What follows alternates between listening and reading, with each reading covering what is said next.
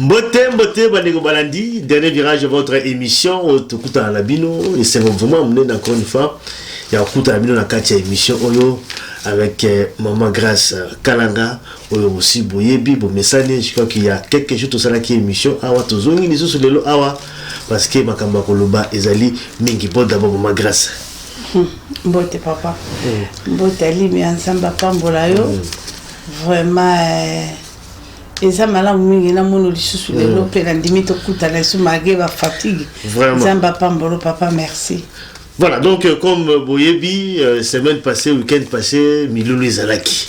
Donc on y va découvrir otaki bamboka ebele bayaki awa pour la sambela pour la rendre en tout cas gloire à l'Éternel. Ezalaki vraiment puissance, tu sentis puissance en main de l'Éternel. Ezalaki samedi les 12 et dimanche les 13 avec Maman Grâce Kalanga, présentation d'abord il y a livre Oyotolobi là qui déjà mikolo comment les diables détruisent donc le monde, to moni batu ndenge bayaki to moni ndenge elekaki to kolobi vraiment ngomba mke to zungu na mke à la kati ya émission na biso par rapport ya Milulu oyo maman atopso yaki pour faut mona bango ou bayaki mkolo wana samedi dimanche maman 70% oui na mona bango te balandaka nga kaka na kati ya télé na YouTube voilà na radio et mbala liboso tokutana voilà 80% vraiment mbala liboso tokutana tokoloba onyo sur les kaki manifestation ou les kaki tout ils ont la kati to bisongela moi mke avec ba image également pour la décortiquer en tout cas deux journées wana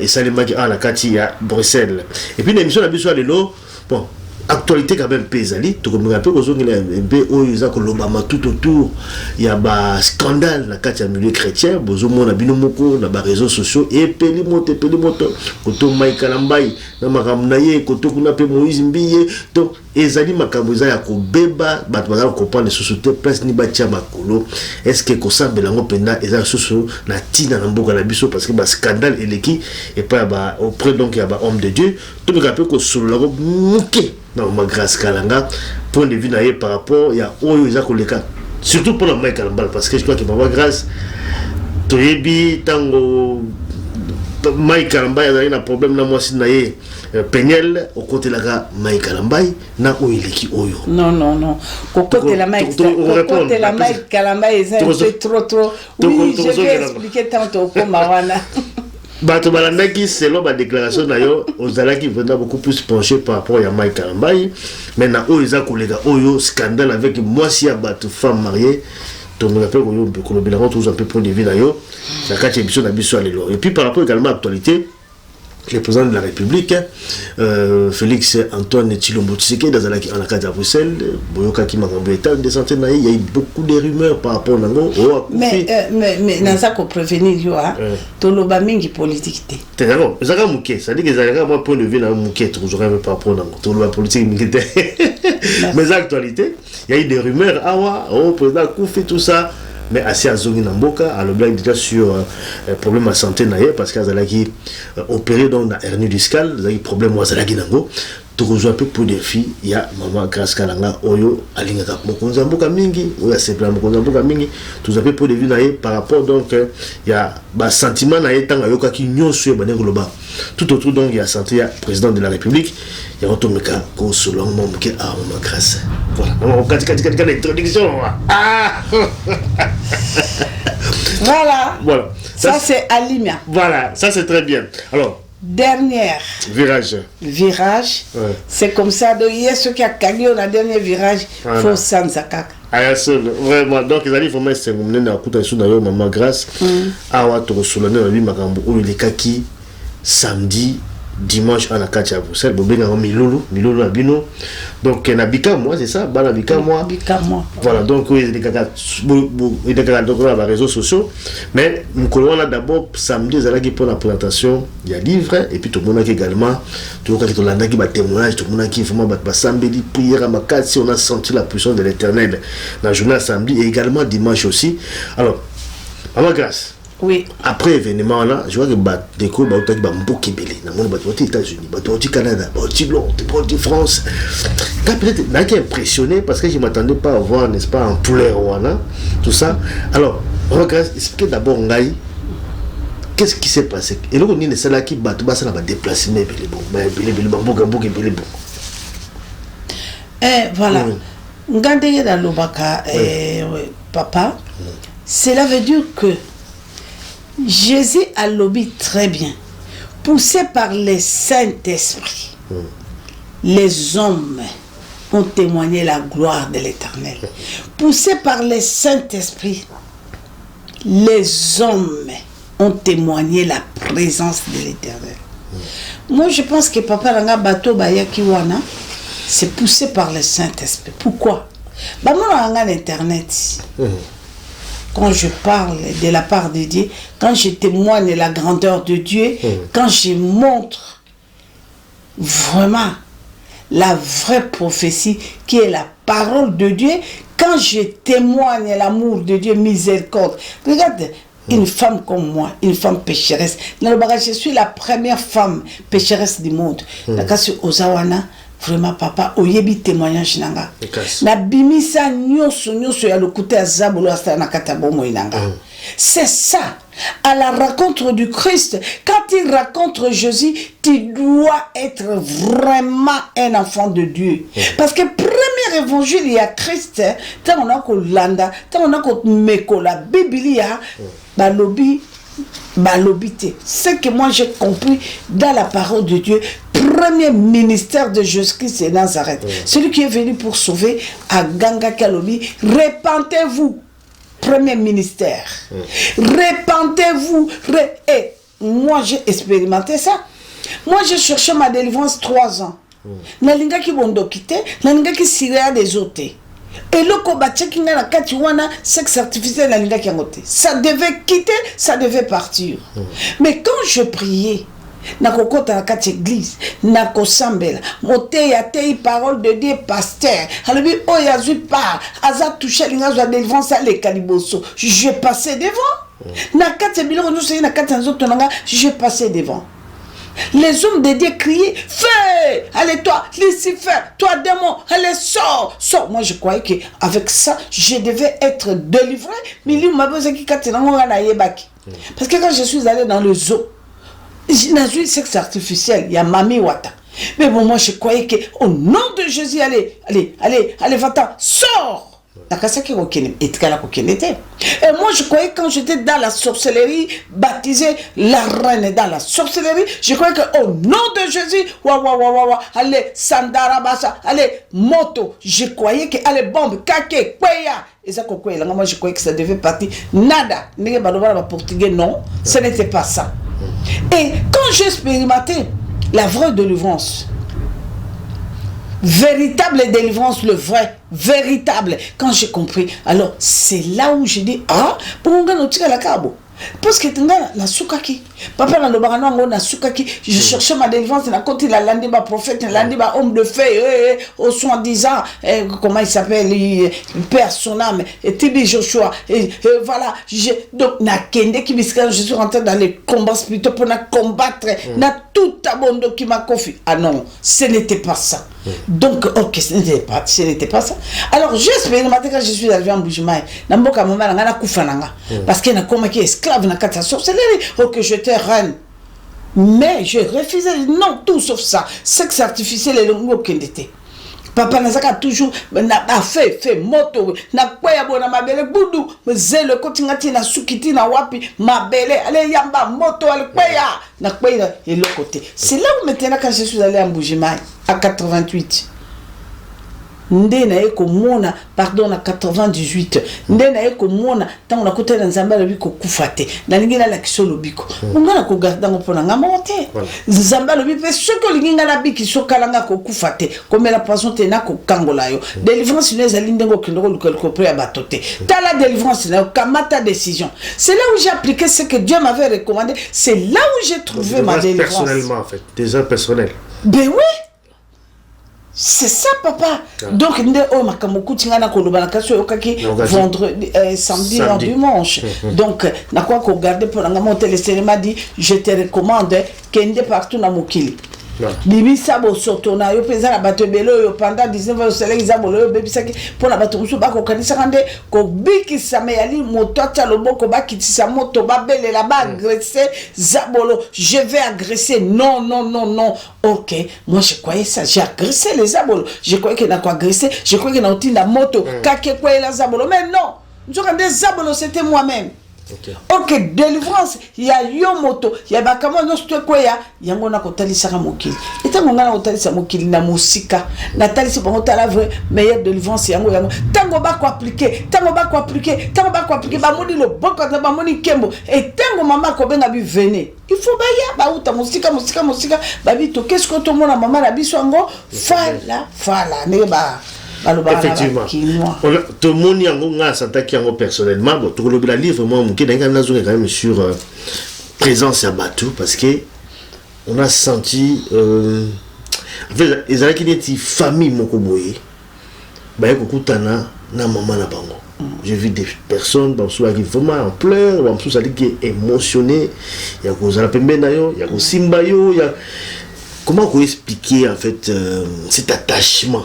Parce que dans un monde, on appelle téléphone, les autres peuvent mais cet attachement n'a battu. On a vu, ça dit que déjà, j'ai été surpris de voir ça. Dans la musique, de voir des gens partout. Mais Pemben, Bazaki, mais c'est pas possible ça. Et ça dit, maman, comment expliquer d'habitude? Et c'est ça l'idolâtrie, comment expliquer ça? C'est quoi t'expliquer d'habitude? On a vu ça, Batou, Bazo Kouya, Batou, Bazo Foukama, Batou. Ça dit que. Nous sommes en train de faire le bon côté. À combien de beaucoup? Nazoki na pota. Nazoki na pota là.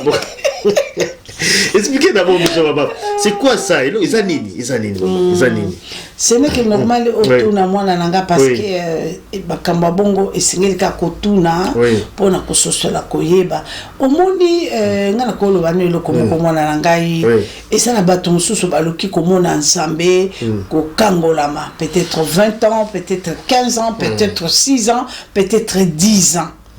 Peut-être il a dépensé de l'argent. Il a dépensé de l'argent. Monsieur Bapesi Bandako, Monsieur Bapesi Memituka. Monsieur Bakemi Solonio, ce comment tu as payé à l'Obingana Kangolama, na Kangolama te. Et tant que vous découvrir l'Iloba. Vous connaîtrez la vérité vous affranchira. Aoki Liloba. Appliquez Ndengo Lakisi. Au Sengé Mbongote, au Sengé Lokote. Non, ce n'est pas ça. Au Lakisi est vrai. Au passé Azali Nango Ekweya. Ekweya, puisque hier soit ça, si ça m'a camondé, Balobarani Koulous, d'accord, c'est très bien. Mais tant que hier soit si ma cambango, Oya Sisak. Ah, c'est pour Bissot Peto Sisak. Hier, ma camboya Sisak n'est Koulous. Elle a qui tape la passe. Émilation. Bon. Biso pe na tango tozana kati étape moko bombula tukumi bale mbula tukumi stano papa ozana kati étape ya passe on a cela veut dire le péché. Tu es dans le péché, dans le servitude. Ozo sale la zabolo mosala ki toko pa détruire bon moina yo na kaso zaki kuna mwana nanga oyoka kitango na témoigner likambo ya mwana mobali azaka mwasi ya mama na ye mwasi ya mama ngo kino bala bosimba te 4e mariage mama la kabati tezeki voilà testique na alimwisi mais tango mwana mwasi mobali yake okende pa pasteur Verno na la borne ba pese na maboko mami bokele na ba prière na kaso ebi retour donc il était dans l'esclavagisme. Voilà. Cela veut dire quoi? Esclavagisme, il y a sorcellerie du sang. On les a obligatoires. Donc, tango koutani na Zambé solo. Papa, a fouti pas ta tête et le côté Zambé wana a kangoliye. Bokoli misanga bande on a photo kangelo ko pour et déranger le sauté. Zambé wana a kangoliye papa. Tango Zambé wana a kangoliye. Tango Zambé wana a kangoli mwana mobali. Esclavagisme et quoi? Est-ce que tango ya keneki kuna ko luka lo biko ba ko kabate na cousine abi tout sauf ça et le ko ça le matin et tu le ko mi ko tango mi ce que et le ko moi ba le passe ya ko nyuko mako le no opération ba coopérer ni baluki mais vous avez compris papa mais beaucoup de gens là que vous voyez là vous ba ki na kata salle oh mona ki sengwele ka kele papa moto soki alekinzela akutani na ndeko de moko yambia sale bolam akobela malade ba coopérer ba ko sala bo ya kamati mo akasa mo ko to boni albi bo to bonde la to sala papa moto ko qui n'est pas munga bi malade to mona mo susute butu mo bimba mi lelo ya kolela e ali li susute ah ce qui akutani no ali mi nga okutana kini likamba bongo salameli na kasi sengo ko tondo na motema nde omoni bato ana nyoso nige bayaki babi ah toke to mona mamoyo face à face o kaka besi biso masolo kaka pe to moni kembo biso ba tokeneki ko beta ba klibiti ko agresser ba zabolo biso to kotindela ka zabolo kaka mikolo so zika salabo mais na mamo ayeka na masolo kaka na lopete donc cela veut dire fallait qu'il na sala effort so moni lelo makambo yo na ko ebisa yo Messia Limia et singele qui na sala effort na sala volonté ensemble Nzambe m'avait promis qu'il na passion mission ce que vous allez blender soudé ce que ko recommandation nanga ce que je veux pour toi ndenge no ko ki ko marcher je serai avec toi. Donc le boko ne kokoma le boko nanga mon nokone kokoma mon nanga c'est ça le grand secret comme la lobaga il y a 24 ans aujourd'hui na ministère moi maman grâce mais laissez-moi vous dire il y a que 8 ans ce que mon lelo papa di kambo yo mono kokama aucune présence en Zambie parce que j'ai accepté recommandation de l'Éternel que voilà na kabele munoko nanga na kabele matoi nanga na kabele miso na kabele maboko nanga na kabele makolo na kabele motema tango akota soit lati biloko nyonso mokile ko mona ye au travers ngai yango no moni papa je fais l'effort, ce n'était pas facile, je fais l'effort. Première année, les qui passent, deuxième année et troisième année, c'est parti. La kabeli Nzambe momo ilanga mbeka, yango moni lelo papa, Nzambe azo répondre. Voilà, Nzambe azali ko répondre, mais on l'oublie tout à l'heure par rapport à la délivrance aussi. On oublie les cas qui n'ont l'église belé, qui batio baboko, qui yo balu tout ça va tourner et l'autre monter. Non. Mais na ba image ah tout le monde peut battre koya. Bazokoya bisanza bazosanza nyonso wana tozomona mabopu to akoyepe to moni pe yango bato na image wana. Est-ce que ça dit comédie, est-ce que ça dit délivrance, est-ce que c'est comme ça qu'ils ont les cas autour là? Expliquez d'abord biso ezanini c'est quoi, comment on expliquer au bato bazomona image wana. Voilà papa Limia. Donc, écoute, dimanche, c'était terrible encore. Bobo a coquille, t'as vanné la salle, les pasteurs, la passion beauté pas aux alliés. Papa, pourquoi il y a un démon sans avoir bousculage, ce n'est pas la délivrance. Non, ce n'est pas la délivrance. Non, non, non, non. Quand il y a la présence de Dieu, donc c'est la venue Moutuna Katinae, parce qu'il n'a nomali moko. On va se voir que tu vas checker le Ronina Katinae à Koningana Dengewana. Azoninga na bongo wana ezali présence sans Nzambe bato so ko supporter présence sans Nzambe so kazala mitungisa za ba demana makamna kata nzo tone il y a la présence de Dieu okita on a koloba ce qui va laisser au biloko mabe na butu pour être babe bisa bomino sans bato bazo sans donc c'est le venir au nom de Jésus-Christ de Nazareth sans so ba ça les obima bi so nous avons l'air de là parce que sous là na buta ko lia biloko tango biloko wana mabe parce que ça c'est Dieu. Non délivrance c'est ça qu'on sans até non moi je vous dis la vérité papa nazalaka d'accord te akobenga mutako sans abongo azui délivrance. Il y a la présence de Dieu, c'est quelque chose qui s'est passé dans sa vie. Alia Kinin. Et quand elle attend sur la carte ya bondumba, akutana ki na mobali moko ya mabe. Alesa ke bilo mo bilo ko la tango ali angwa na kolia alors ay s'incarner comme mari de nuit là. Donc cela veut dire démontrer sa puissance, sa main. Mais ce n'est pas dit que la délivrance, mais la délivrance beaucoup. On a expliqué comment tout de suite. C'est ce que moi j'appelle ça la délivrance. Délivrance à cause sans ça, délivrance à que j'avais le sida, j'ai guéri le sida. J'avais le cancer, les miracles. Non. Wana ezali vraiment papa délivrance té. Parce que Moutou, il y a eu délivrance. À quoi que ça commence à me sonner. Moutou a eu délivrance, je vais t'expliquer tout de suite. La délivrance, c'est quoi? Voilà. La délivrance, c'est quelque chose. Aux une décision aujourd'hui. À partir d'aujourd'hui. J'étais menteuse. Na quoi escroquer les colla le kuta. Nous autres nous autres mi bali nyonso. Nous autres nanga voilà bon mo inanga. Voilà na ko tambola. La linga balinga mi bale base sika mo côté songi. Il faut ce que kunyati makolo yo za pour ko diviser. Ce que ko sa mutu faut bimiser loko. Donc tout tout ce qui est vraiment les choses interdites par Dieu, papa na kata moto, au jusqu'aux connaissances à marcher dans la crainte de Dieu, au commis instrument ya nzambe, au koki koki nzambe sonata mokolo mokote, mokolo no so test azabo le koya, yoko résister, nega le biso résister au diable, il fuira. Voilà. Meilleure délivrance, il y a un papa. Mais au délivrance, il y a miracle. Au délivrance, parce que je suis apôtre. Au délivrance, parce que je suis bishop. Au parce que je suis prophète. Non, les titres, non. Devant Dieu, je refuse. Non. Les titres, non. Jésus-Christ, ça y est, à côté de la foule. Azuma Batomi, balé la foule, au quoi que tu as capté. Moi, j'ai parlé, non, Hollanda qui connaît. Pasteur Moko. N'attends, on a côté pas pasteur, la tchaki bandoki, mal à l'aise. Les pasteurs qui avaient la compte de Dieu, les pasteurs qui ont fait perturber la sorcellerie, la deuxième république, les lois comme bishop, n'habitez soit comme archibishop, Mwanza, Patmos, papa. Les secrets, il y a protection, il y a pasteur, on a la carte à Patmos, il y avait 2 mamans, sur le ma maman dans salité. Dans le full salité, j'ai fréquenté l'église pendant 1 mois. Nathalie et les mamans, ils étaient 2 femmes. Et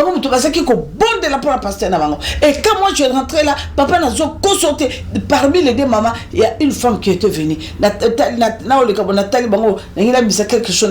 Non, maman. Ozo ya wajaka kusambela koya awate pona koya kutungisa musali nzambe basi moko ya pamba papa sokotali donc les femmes là, les 2 femmes là, c'est eux bango de intercesseurs ya pasteur. Est-ce que pasteur moi akon tia bango taka? Je ne pense pas parce que batia ka biloko bikongenga biloko bisa ya telemi na mutuka. C'est ce que j'ai expérimenté ana bongo azo kotisa zo salabo. Donc pasteur azo maka bénédiction na yeza bao wala. OK, non mutako za la paix assassin. Ako kata batu kingo franga ya makila aso pesa l'église il y a publicité ba bongana combien de bala basi ba yaki na gare du nord rawa bazo teka mayebo na gare du nord ba pesa ka 10 000 bango pasteur bi non eta lote kokota makambo na te na kokota ngote puisque tenga te mais c'est que je dis gloire au Seigneur parce que bala basi on a lelo ba kangolami ba tiki vitrine ba commis très bien ba vandi. Moi je pense que mission vraie délivrance ndé yango wana papa. Donc je pense que on comprend. La comprendre au lobby, mais c'est vrai qu'on a vu manifestation, c'est vrai qu'on a été surpris, moi qui me voit. C'était quand même important quand même à revenir un peu sur ça. Mais tout le même moi livre aussi parce que c'était aussi l'objet, n'est-ce pas? Il y a 2 journées donc il y a Miloulou, comment les diables détruisent le monde, livre Zaline, il y a 3 langues au monde, ils en ont français, ils en ont anglais et puis ils en ont portugais. Donc 3 langues comme na image on est dans la Tiago. Alors livre, présentation à livre, comment les diables détruisent le monde, et puis tout le monde quand même aussi va réagir. Pour que l'on est déjà sur place, va sommer ma livre, va pessimbongo pour que vous multipliez un peu mingi. Il y a action et ça limite. Tout le monde est vraiment volontaire. Il y a des gens qui ont acheté à 1 000 euros. 1 000 euros, 500. Bon, peut-être pas pour l'euro aussi parce que bon, je suis un peu moins choqué. 1 000 euros quand même pour la livre. Ça c'est le prophète. Et moi je dis, il y en a qui surpris. Il y en a qui surpris. Le prophète il a dit Yebi Ayaki pour animer adorateur Azam Moussal Nzambe. Donc voilà, bana bandima qui a la biso nga solne l'autre. Mais quand il a fait ça, il dit ma pasteur mais c'est non. Na soirée qu'il est le côté, mais après bananga bikama babina non maman peut-être yo yebite zala bongo. C'est nous la mission de sont soutenir yo. Moi j'aime pas des choses comme ça. Là qui est un peu scandalisé. Là tu dis maman pasteur mais non tu connais qui monter la prophète. Mais qu'est-ce qui se passe? Mais non moi j'aime pas ça. Parce que ngala quoi que le baka simplement que voilà ba livrer ça. Ala la zambe boya moto nous sommes à la montable moto et que c'est ça monter maintenant la libéralité. On a senti appel voilà yaka et tout ça. Moi je pensais voilà parce que mais après il a déterminé les montants mais au moins qui peut manifester télémarketing et à la moi na moko ta télémarketing bi mamanga na quoi côté matin mais moi j'achète ça avec 5 000 moi j'achète ça avec 3 000 va filmer bango te donc tout donc livre ata moko tikala kité donc bamusu basombi 100 musu basombi 200 musu abi mama ngala mebe ngona okenango kabola. Ce qui m'a fait du bien c'est ça parce que bana basombi yango akendo kabola les serviteurs de Dieu. Donc ce qu'on a minito na Paris pe bazo zela ba peu commande na bango ya 1000 livres abi mama basombi yango pe cash abi mama biso tini bongo na biso 1000 livres tout ça a besoin de kabola pe yango. Donc moi je pense que le temps de l'Éternel vous connaîtrez la vérité vous affranchira. Ce qu'on comme canal en Zambé osana mutumo a stopté osana mutumo a tout fait puisque à ce moment là Dieu s'incarne à toi au monde de délivrance. C'est ça papa. Effectivement on a senti ça mais sur maman comme le livre bah je peux avoir besoin de biso ils auront peut-être besoin de ça aussi. Peut-être pour la Rosango, comment ils vont faire, tout ça, on a besoin peut-être dans un livre, comment les dire. Ce qui m'ont a besoin qu'on soit livre, papa, limia, à taille au monde, on a sur Babengo Barzouan, puisque n'a pas ça. D'accord. Toujours, c'est la stock et Zoya comme un lobby, parce que c'était le dimanche aussi, c'est que lundi, tout ça là qui commande, bazo qui c'est la bisango lobby. Je pense que même pas il a besoin la nanga, papa, les mazans, moi, la nanga, boye, donc voilà, ceux qui m'ont baigné, besoin livre. Ceux qui m'ont baigné, maman, la bino, besoin livre.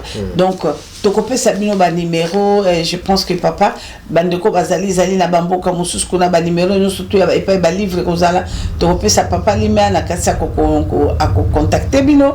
Et puis, bébé, la nzambe, bébé, bobenga, toujours là, dans bolanda, na dernière virage. Donc, je pense que bobenga, kanga, les camboutés, mais je pense que ce qu'on bénit, papa, au besoin livre. Effectivement, comment le diable détruit le monde, les alliés livres, il y a Maman Grace Kalanga, comme Awa, parcours d'une femme qui Satan a utilisé dans le ténèbre 19 ans durant dans la pratique de la sorcellerie, la magie et le fétichisme. Aujourd'hui répandue, délivrée et sauvée par Jésus-Christ. Témoignage. Donc, c'est dans ces livres ici, c'est vraiment important parce que bien livre, parce que tika la kalama beaucoup. Et puis livre, ça peut aussi se transmettre de génération en génération. La histoire, vraiment, le témoignage, à Maman Grace Kalanga, tout a été raconté ici. Pratique, et puis comment on bimalakati. Donc ça aussi, c'est vraiment la pratique mensongère. Voilà, donc ça c'est vraiment important parce qu'on a croisé toujours des gens, on va dans l'histoire, komaka. Même on peut dire le baka il faut qu'on parce que ma livre tikalaka on a vidéo les livres ici tikalaka ma grâce vraiment inspiration d'abord peut-être avant tout un aspect il qualifié là comme un livre toujours un moment parce que mingi bazana organisation la té mingi bazana ngote mais aujourd'hui une qualification ana ezani na inspiration les canisiens comme un livre ma pesanga mingi na bazom de Dieu pour na sako le kana ba etonga na bango ko dénoncer mensonge ya diable pesaka ngango c'est depuis longtemps mais ça m'a permis de quitter moni papa limia ngala lingaka jamais ko sala likambo pour muto alobi non pour muto alobi non ngalinga toujours nzambe alobi langa ce qui concerne le livre na sa livre na 2004, il y a la servante de l'Éternel, notre maman Olang Elisabeth Ocho, paix à son âme. Maman Olinga qui mingi, maman Opé a contribué à mingi na encadrement langa peut continuer langa jusqu'à aujourd'hui. Na joie va conseil belé pour na stopper gloire en Zambé. Na kindeti na sukasuki na umelaki na passé pe na ba moment ya na persévérer na kata ba illumination na kata ba région na ba nyonso tout les conseils ya mama na biso vraiment c'est tout papa Oudé Olangi vraiment papa na saki attaché makasi nanga tango na salaka na bango moment on a préféré ko passer na bango ba contact mingi ba bimisa livre na sambela ki na bango vérité papa et maman ce n'est pas le moment. Je suis allé à Brazzaville, il y a un homme dédié aussi, le pasteur apôtre Francis. Il y a notre papa qui vient de nous quitter aussi, le pasteur docteur Essomba. J'ai dit non, c'est pas le moment. Il y a notre papa, un grand serviteur dédié dans Nigeria, l'apôtre Ayo. Tango Ayo Kanenanga, vraiment écoute à Zosé, là, vraiment Azane Sengo, la tindela qui livre on est anglais ou là Ane Sengo Makasi, Bazana besoin en Makasi, na Nigeria. Donc à l'objet qui a le livre n'a pas qui papa après. Il y a notre maman Idaousa. Il est Pélissousou. Je pense que c'est pas le moment. Alors, il est révolté, ils allaient comme Corona. Les Camboya Corona. Papa, j'étais révolté. Tant on a mon Inaspan, un pasteur, côté dimanche. Aïe, bah, qui te passe les surprises. À vendre dans le bureau. Tant on a côté dimanche, pas qu'il nous prêchait. Bah, tous les. Papa, et ça l'anga passe. Et ça l'anga passe. Atali bazam na ye. Nyonso papa batiele ba photo na ba kiti pasteur to bazo tenir pasteur na ba protocole akoyate. Donc j'ai regardé ça, je dis c'est pas possible. Talinga bi mais corona tant on a bandé histoire nango. Tant on a la télé qui m'a oh mon Dieu, voilà. Cabale et la sorcellerie. Ngana talindenge nini programme ya ko vider batu ya ko sala batu mabe na kati ya sorcellerie pendant 19 ans. Ne kota la corona ndenge bima, ne kota la sida d'abord, j'ai expérimenté ça puisque yeba n'expliquera pas la nzambe belé di kamba sida. Comment ça se passe? Et la batu sous ça sida dans autres on va transmettre la sorcellerie aussi na mukolo na pe samedi la samedi. Voilà papa. Alors histoire ya corona ya ba maladie wana ezangi kisi, c'est la sorcellerie pure simple. Et on m'a dit non, c'est pas possible. Comment ça fait dire un enfant de Dieu qui peut dire que moi je prie, j'ai Dieu à moi. Nous autres oyo zamba s'incarner ba maladie oyo ya théâtre monté par les scénarios zabolos, il y a ba diable donc il y a et simba yo mwana na Zambé. Non. Et moi, non, Zambé, na bondeli, Zambé, c'est le moment tellement, c'est quoi ça? Parce que maintenant, là, c'est une recommandation de Dieu. Donc, on a retour, mon côté, il y a frappe. Puisque, c'est pas Zabolo, puisque là-bas, j'ai expérimenté, bien aimé, la puissance de Dieu. Moi, dans Zambé, Zambé, la coco Simba était. Na témoigné kuna boyokaki zabola simba anani donc maladie et yena mokili o ezali kabal projet donc plan y ennemi et koko simba moi na zambete jamais même simbi yo Nzambe faut intervenir parce que il fallait Nzambe endurcir Pharaon motema alelanda bango kama tabinduki na lakisa bango bo lakisa po aya ko sambwise malama moi Nzambe noso oui ko simba yo mais ko boma yo te jamais maladie ou te ya monde à ténèbres parce que à l'obéir que à partir d'aujourd'hui à la rencontre de Dieu tu les reçois comme Seigneur et Sauveur tu deviens mis à part intouchable parmi les hommes intouchables de ce monde. Intouchable de quoi? Naba projet nous faisons à Zabolo. Mais comment ça fait-il? Yo non Zambalobi bipoupou nous natuluba bipoupou bidi moi koula fléau et kokyoye ko kita et ko simba mais bon c'est simba bango bon mabangote. Mais pourquoi biso na Nzambe toi na kati na bon Nzambe kabalo ya Satan le biso toi sous lumière toi sous ténèbres to comme lumière il va pas lobi quel est le rapport entre les ténèbres et la lumière les colonnes les sida ils ont ténèbres mais Coco Simba n'a été jamais. Mais pour la nini, il y a un moment qui papa tant on a tout ni Zambalobi les moments. Il y a un Nzambe sur qui ce projet, on peut sa provision. Je n'ai pas vraiment et ça m'a pas embêté. Tant qu'on a bois qui dit comme un livre, l'année na 4 quoi baby maman voilà, puis comme toi cause là voilà, ils ont soutenu, ils continuent à soutenir ça. Vraiment il y a Nzambe. Merci en tout cas, maman quand par rapport en tout cas, il y a Milulu et les Kagi Awa na Bruxelles peut-être pendant aussi sa chapitre oyo, message nous avons na bandeko bazolanda biso na bobaya kinyo sonyo soana bon peut-être vous avez temps sur la moko mokote bana peut-être kolanda yo to nous koyebisa bango aba peut-être passer dans le dossier et là on a qui koyebisa bandeko nanga bala nanga ba utaki bipai na bipai na lingaki na bisabino ka été Jésus-Christ est Seigneur et na koyebisa bino na kanisi na stratégie pour être blindé au quoi kana ba piège te à moyini puisque Allah la caté.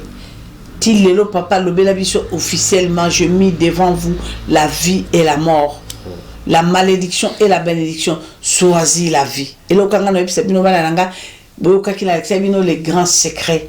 Le grand secret pour renverser tout le plan de l'ennemi, c'est de marcher avec l'Éternel. Marcher avec l'Éternel donc ezani marcher avec l'Éternel ezali au kosala sko musala na katina bilanga na Nzambe lelo bana Nzambe bakasi kosala musala na katina bilanga na Nzambe il faut qu'on marche bishop pasteur il faut comme apôtre mais non un vrai serviteur de Dieu c'est celui-là qui a la crainte qui marche avec tout puissant tango yo koti si Nzambe la katino avant de si parce que il y a qu'un seul endroit oh Jésus a kobundana à côté van ce qu'a vandi Zabolo ne peut plus. Il y a que seul endroit où Zabolo peut kobundana ce qui a côté et s'il y est soit parangani na keina ce ko yebisanga yo kolingana avant na kata bomo ina to ce qui est soit avant na kata bomo ina tu deviens Yesu. Lui il est le grand Yesu, toi tu deviens petit Yesu. Donc makamno so papa dit mais amoni eko salema. Tu marcheras la tête haute. Cela veut dire c'est simple comme bonjour. Donc quand tu regardes Nzambe temple, il y a 100 000 membres. Oh non, oh aïe alobi non. Ba beti yo bo flèche na Zabolo aïe bi na yoyoti. Non, mais ceux qui ont cotisé na katina yo. Nenga mama la bino aujourd'hui j'ai 24 ans en ministère, mais il y a que 8 ans on a cotisé Jésus na katinanga. Donc on peut comprendre. Oko kisaka Nzambe sonité. Nzambe sonité. Moi na ko bisaka bala Nzambe bokeba. Surtout bala Nzambe ngene bisabino ke bokeba parce que tata telemi. Alibia lingala kisaba oyaye akola kisamo kile komona boyaye na boyaye te déjà za ko exposer bango do elo ka dabisa bino bozala exposer te puisque tentation est belée 2022 le Seigneur nous a promis le bonheur tentation est belée mais to linga le bonheur wana ekité la c'est ça la richesse hein voyons voir. Faites confiance à Jésus, marchez avec Jésus. Vous allez voir cette gloire-là que Dieu nous a promis pour 2022. Nous tous créés à l'image de Dieu, nous sommes les enfants des Bikama. Merci, que Dieu vous bénisse. Merci, maman Kalanga. Mais avant, peut-être, aujourd'hui, il y a une brèche pour Fongoli. Peut-être qu'on conclut pour 2 minutes. Aujourd'hui, vous allez 24 ans à Katia. Bon Zambé, c'est ça? Oui. Mais 8 ans seulement au côté ici, Jésus-Christ a 4 ans. Mais quand d'abord clarifié, parce que là, on a compris, on a comprendre, on a dit comment bon monter.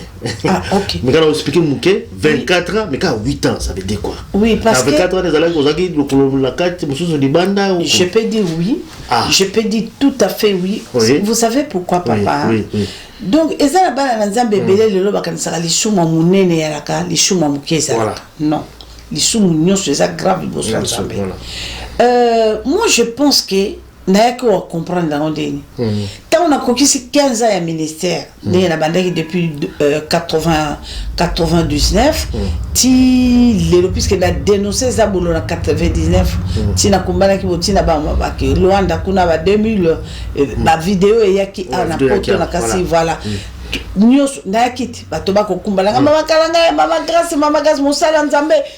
Quand je témoignais, quand je prêchais, Congo Mikili, sur total, moi nanga wana nani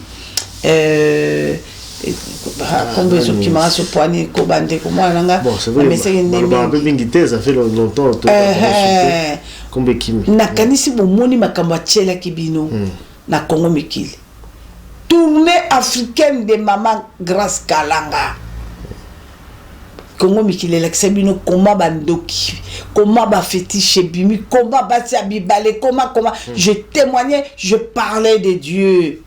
Mais moi je croyais que j'étais vraiment au top.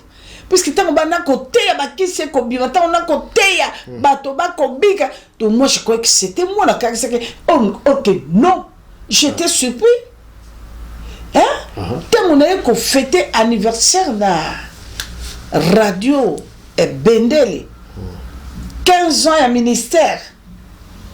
Nakasi boyokaki. Et moi na benga bato bokili mobimba to kozala direct. Oh nous sommes le boko Nzambe. Yabi kamwa. Oh nous sommes le boko Nzambe. Bo benga bato ba benga mokili mobimba na major.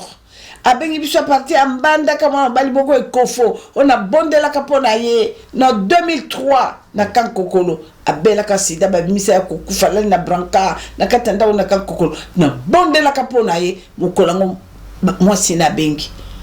À partir ya mbanda kakuna pa bazalaki. Abi mamanga nga bitenga nga na bondela pona soda tango rappelinga batino moi je croyais que mais quand je suis rentré à 6h15 bande ko na bondeli to pesi action de grâce merci na tia mutu bonzamba lobi ko sakanate yo ministère 15 ans yo ya nini ministère ya nani yo saleli nani ministère yo nga na tinde ko na bi ko kufate na biki so po bana bato babika e belo ki no beta li solo no pendant 19 ans Oh yo salela kizabo kende panza masolo okomatika masolo likolo et puis yo tala caractère na tala nengo yo tamboli na ngako ko fete ministère kenza ye pa wapi bana nzambe na simbi moto na kwei na mabele na leli nzambe alubi na ngana yebi ote 15 ans ya ministère ya ngate ya zabolo bana nzambe ko tanda film eno songa bi oui vous avez raison na bi mena na bandele à zéro nzambe na koti 41 ans papa nanga yo kanga mawa pa 41 jours nanga yo na kolela ka mawa na yo na su bible bana nzambe na bandolela na seki ka prière ka ya supplication hein na seki ka lamentation et supplication nzambe yo kanga mawa tata ne kokola makolo nzambe tielinga tableau habita la vie na yo oya moi c'est nzambe ya musala nzambe yo aki instrument onga na kokota ngana s'incarner quand tu parlais au nom de Jésus batoba ko bi au nom de Jésus c'est moi Jésus yote bande ko na leli bana nzambe na leli taleskane ko kelungi nzambe nzambe binanga voilà na lingi ozala boy so lingo tambola nanga mission na tinda ki obeta li solo okenegi likolo vanda kimia beta li solo malembe bana nanga babika juste aujourd'hui bana nanga bako telingana bana nanga bako luka délivrance bakasi délivrance route pa moto nzoka de délivrance na kati na bango ngana talisho makamunyoso na baki no kende beta li solo na yo talisa bana na nzambe yo kangola makindengini elo ninga na tese ko po yo kangola ma yo bima na bondo kindeni obimaki na sira des zones dengeni yo oblige kinga nzambe lobi nanga olingo mona sexe artificiel ba chaki webima na bibisa ki ngo tote yo lobaki na nyuspinga na sale ngo pona ni yo kangu no ko mko kinena ngana ba Bercy ok yo gangi enveloppe bele pour aller au camion comme franc côte yo na tinda ki bombe avec no kende malembe bana nanga ba ko telenga na ba ko duka délivrance bana nanga yo yebiti obi makamoza ko sala tango bato mutazuize mizemi na kati ya libongo yo yebiti na bondoki yo kota ki bondoki peza kati ya fonfon o yebi na kati ya bondoki ya famille ni est-ce que beteli ba tout ça là na olo bangote témoignage na za likolo so na komika pasteur ya mbemoto sa kama ta enveloppe église ça na besoin autant kama bande ko babolo ko batonyo so wana ba morne wana yo kene ko bota wapi sikalinga na bengi nzambe tala mission na pesa ki yo tala yango na papa tango na yeko to nzambe donc je peux dire que 8 ans on est na za blindé. Voilà. Je suis avec Dieu dans la vérité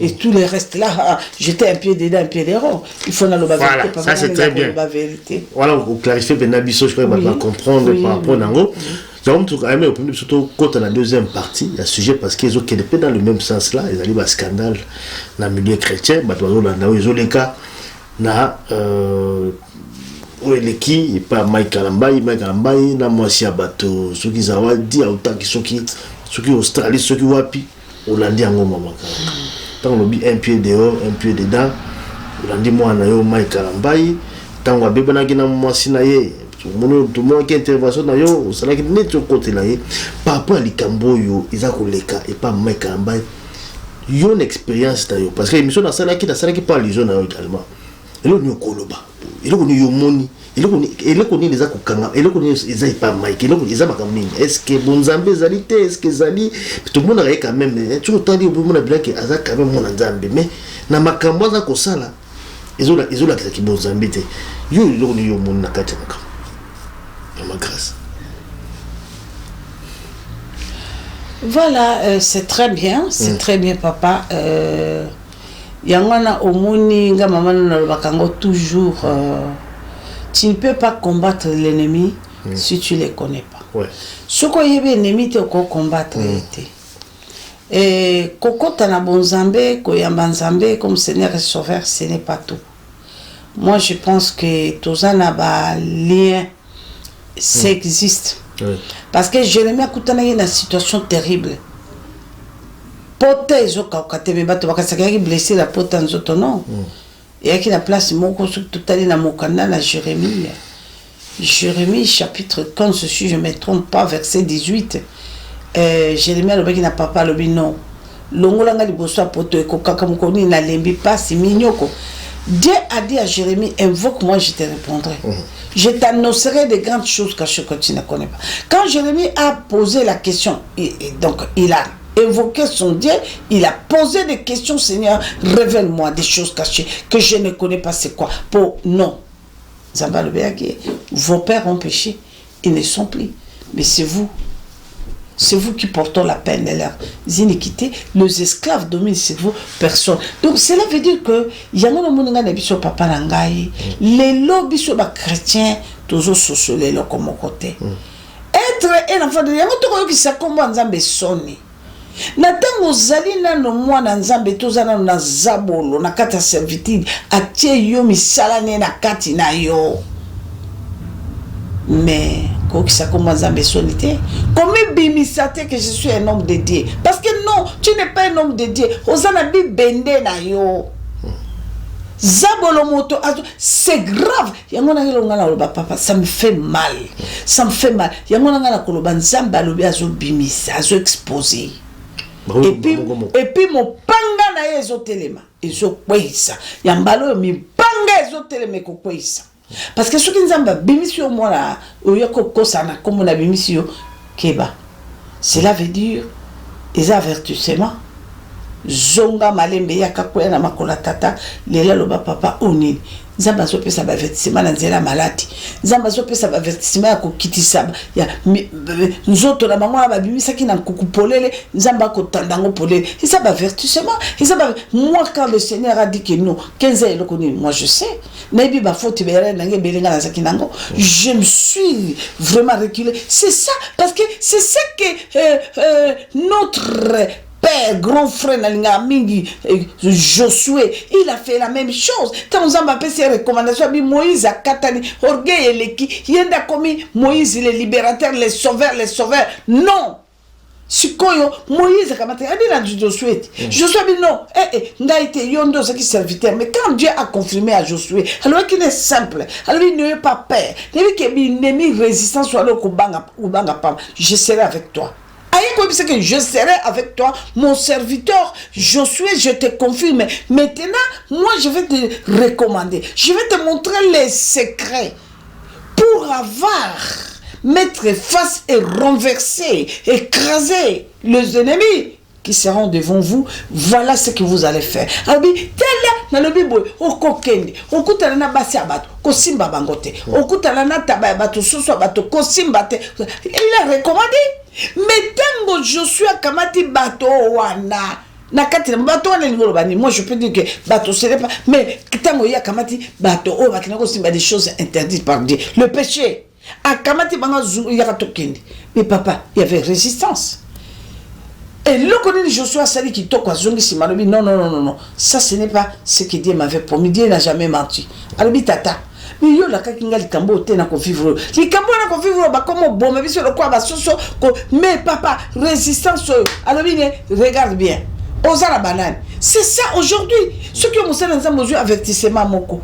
Mais qu'est-ce qu'on compte là? Josué Tali. Alors il reculait pour mieux sauter. Tant que bandota la monique et qui n'a pas tombé en dehors, bon bah là qui n'a pas compagnon mabé, on va stimer qui bilo quoi bateau basse à bateau. Ayunguliti abandonné et il s'est élevé tout droit accueilli.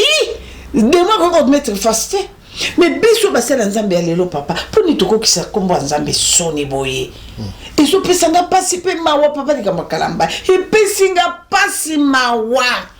Nekana pese neba sele nzambe mususu ya kalonga na kopesa penza papa na ngai valeur na kopesa mokolo na tala na internet oyo internet na tali motakala mosala nzambe akoika akomo pema kabibe na komona te mais moto yeyo elongi ya yet tala ka yo monzo to mutakala polele atako bakabale yake ezalaki mais c'est mon ami on les avertissements.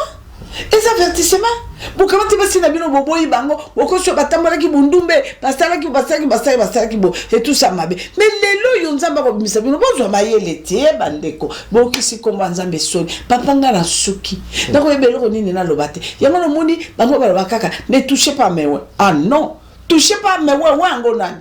Oui, est-ce que les gars ont s'accordé avec que na makama mabe simili benda moto aka no salo na français qui tombe il a la parole. Quelle parole? On coûte peu bango plein du monde bazakuna papa ranga. Bana nzambe na kata aveuglement mais ezala mokolo. oyo nzambe abongisi avertissement nga maman na bino nga yoti na lobi ngo polele papa lelo 24 ans mais il y a que 8 ans on attend nzambe lo baki nanga ke soki otosi ngai okomona nga na uzala na tosi nzambe papa nanga donc moi je peux dire que soki otosi nzambe papa makamyo so ekolando ekolanda parce que balobi or argent toute la richesse appartient à Dieu abi tambola nanga ka azala nanga ka eloko ni zabola kotelema na kokwesa ye nga mama ndo azala kana fier parce que debi ke zabola kotema suli boso nanga te nzambe nanga ko bundelanga nzambe nanga ko koisanga na futa nzambe eloko mote ya moni na bibisa bana bikama nga na bi église numéro 1 c'est l'homme église numéro 1 yesu ayeko sauver banda kwa minene to komono fula ba okuna ful pasteur la biso la français kitoko eza comme ça to boité yango na papa ngana na mingi ya koloba te kalamba ya ukisinga soni ya kosakana te na minute na nzela bongo na yo banyo kwa papa nanga obi makamba avertissement makamba ya mosi na eza ka premier avertissement papa ouais eza nini omoni nzela ba keya mabe eloko ngana ko ebisa 110 ans les serviteurs de Dieu, parce que Dieu a dit ne touchez pas, mais oui, non. Il y a les Élis, hein, les appelés de Dieu, oui, ça je confirme. Mais là, on a vu ça, ça l'ensemble, les lots. Boyo kanga mama labino, ce n'est pas moi qui vous parle, c'est Dieu. J'étais aussi, je viens de là, mais je pris décision d'abandonner le monde, abandonner les diables. Diable c'est ko lokaté, ko kendo lokaté. Parce que ngata on zamba lobi nga ke kalanga, non, ko fetete. Je posais des questions puisque ngaza sous certes, na sina dénoncer na sala na sala. Mais so botali ba kambo tata chelenga na tableau. Ha, on dit mako tuteke likambo bo nzamba ko condamner nango mutu. Bandeko nanga bisuma munene yate bisuma mukeza te to banga nzambe mais bien aimé ce que bangi nzambe c'est l'alliance na nzambe c'est que Dieu a fait un rite les deux de Naomi okomona kembo c'est que nzambe a fait un Esther Mardocha le kendo kota la ta couronne memi pamboli mais bien aimé est-ce que ceux qui osali lelo na relation qui toko na nzambe o comme senga motema na nzambe mona nanga limi ndenga ya libi mama j'ai un problème tout ça les nzambe la libi papa ata ponanga o ko bikisa mona nanga la tenzamba ko sala ce que lelo yo comme yo moko oza sauver na nzambe mais ma pamboli no nzamba ki solo libota ne ko la sauver c'est ça l'histoire de Noé. Dieu a fait grâce à Noé. À Sali, Noé, il n'y a pas de problème. Construit barque. Ou tu nous sommes contre la carte barque, on a vous a sauvé. Mais bah, oh, le crédit, bah, comprenez, il engage à Noé. Ils ont resté. Tant que Noé barque et nani. Massou et nani au pan, Mikou, et comme quoi ya kaki, et comme quoi et comme ya Noé Ziboula. C'était trop tard. Donc moi, je pense que moi je fais l'effort. C'est quoi?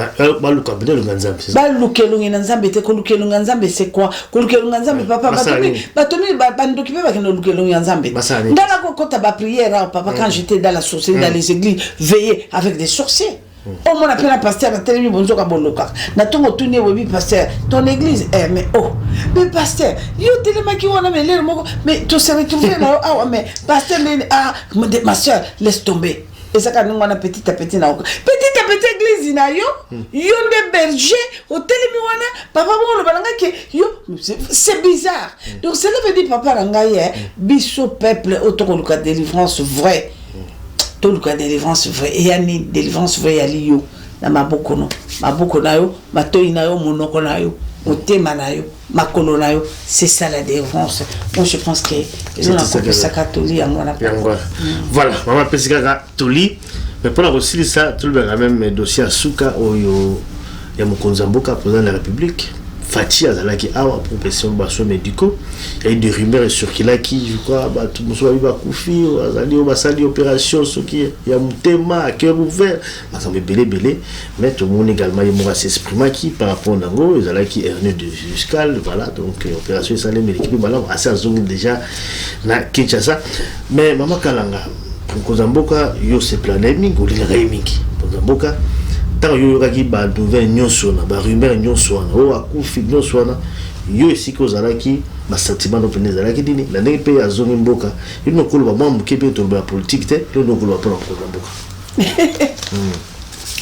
bana nzambe la koyano la ndeko na bino na motuna tuni eloko liboso e salinga un peu puisque azo insister o lingara mokonza mboka mingi nakanisi na solola na papa Limi andeko na bino bolinga mingi bandeko ba bolingo na ebisa eke soki ngai na lingaka le président actuel Félix Tshisekedi Tshilombo parce que c'est un enfant de Dieu.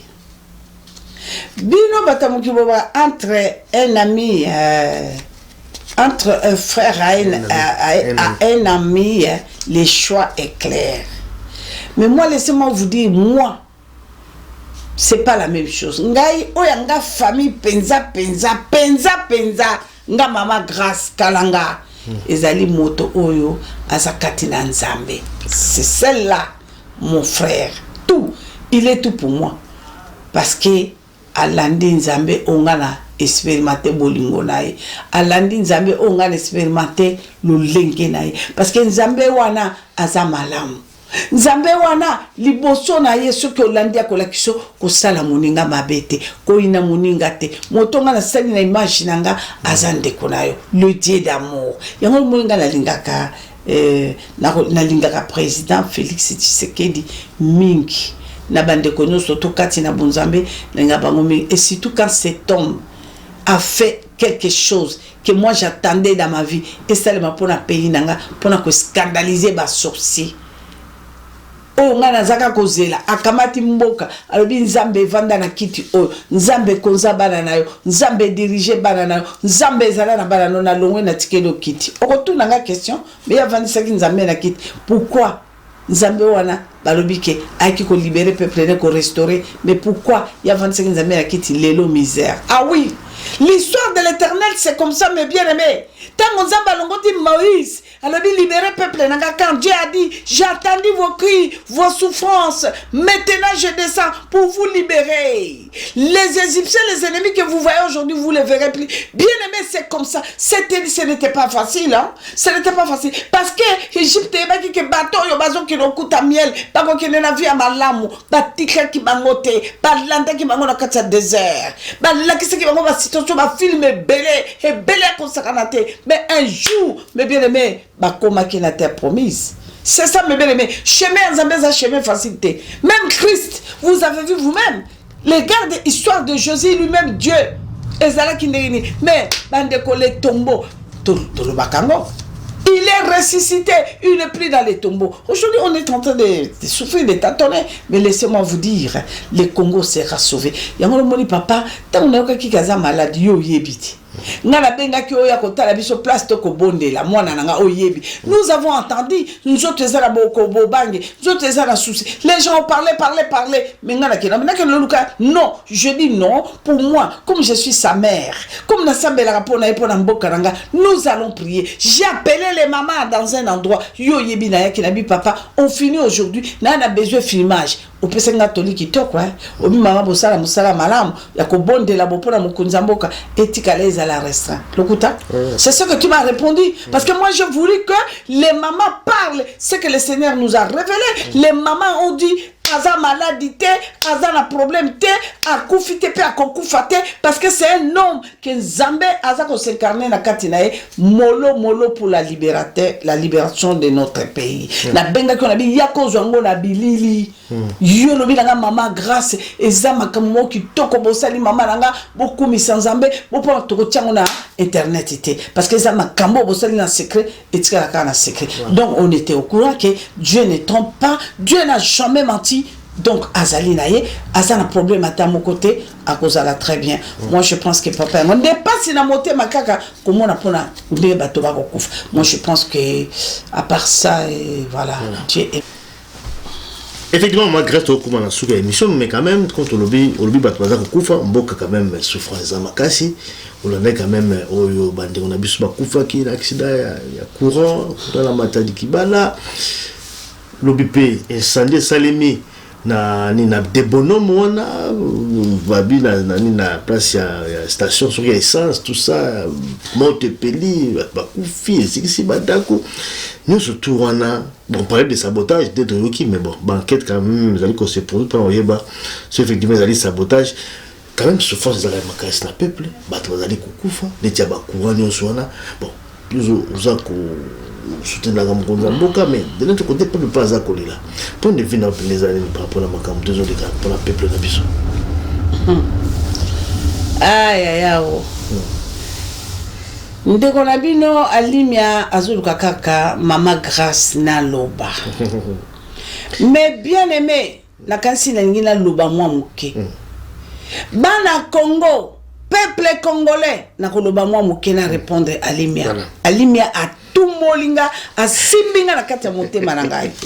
Mais bien aimé, alimia simbinga a tout molinga na kati ya motema na ngai. Ngai koloba te me nazoloba. Bana nzambe soki lelo ba politicien ya lobby bazali na quelque chose dans le président actuel bazana bituma bango ya politique bazo welana. Mais bien aimé, peuple azo souffrir, azo linga s'en sortir, nana s'en sortir te 18 ans to comme kokende lelo 21 ans to 18 ans ya bato bala kikuna yeto ko kamata 3 ans oya le président actuel. Peuple azo continuer ka souffrir et kokite ceux qui vous ont la bokonzi na bino vous ont la politique pour nini konyoko la peuple boye. Mais bien aimé, pour nini konyoko la peuple boye. Les mêmes personnes bayana idée on a makanisho yo bande ko ba bolingo stratégie eza stratégie mabe boyo que la peuple mawa boyo que la peuple mawa stratégie mabe. Ceux qui ont besoin qu'on saboter actuel président de la République. Pourquoi bolingi peuple kufa? Président qui est na Mwanda, a ko inauguré et le comment qu'on est pour la gloire pour la venir ya Congo.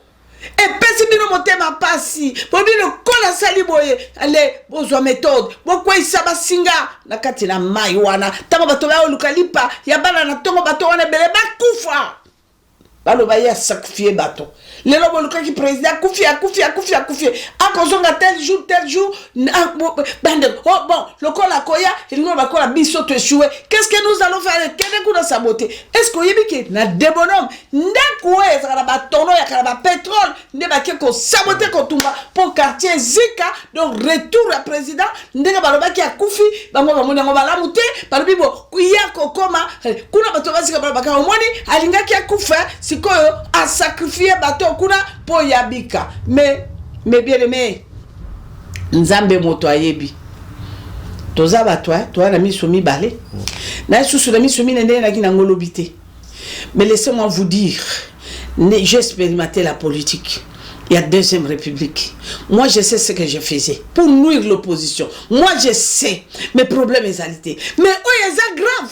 Bande ko ba bolingo lelo bolingi bo sala théâtre elle yake bolo bake tozalaki est-ce que beaucoup fait ki nanzala lelo la moni lipa bato ba ko tambola la lipa na maboko bo lelo bo zo sala bolo ba ete voilà tango biso tozalaki est-ce que accident zalaki bato baza ko kufa lolo ba ko kufa ba vieux zalaki kweya est-ce que accident ba camion za ko zala est-ce que bato ba ko zika. Mais bien aimé ce qui totali bobosani bobosani bande ko ba bolingo nombre ba cimetière na bango la papa ko kuna bato ben commune fausse commune combien bato ba kufi lelo chebe ya kufi et monani polele ba bimisi yango. Est-ce que nana koloba est-ce que ti lelo to puisque parlement aloba ki ke bobo mate bosala te boko simba mate ba kosala ni kamote parlementaire.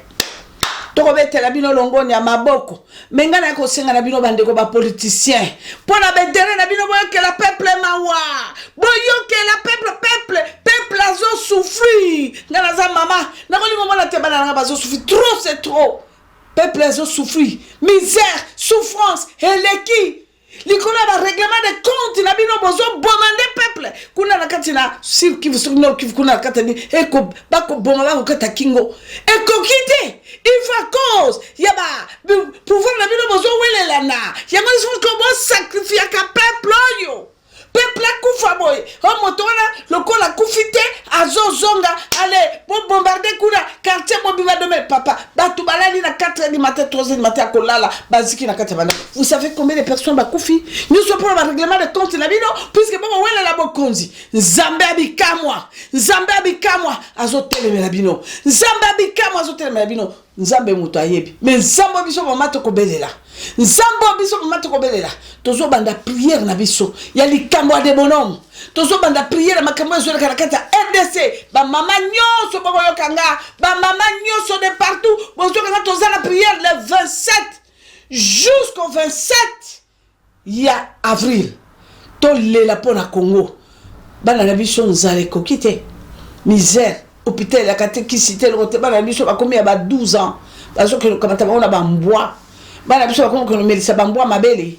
Bana biso ba comme que tambola la bambois pour nzala pour na passe pour na souffrance. Et kokite.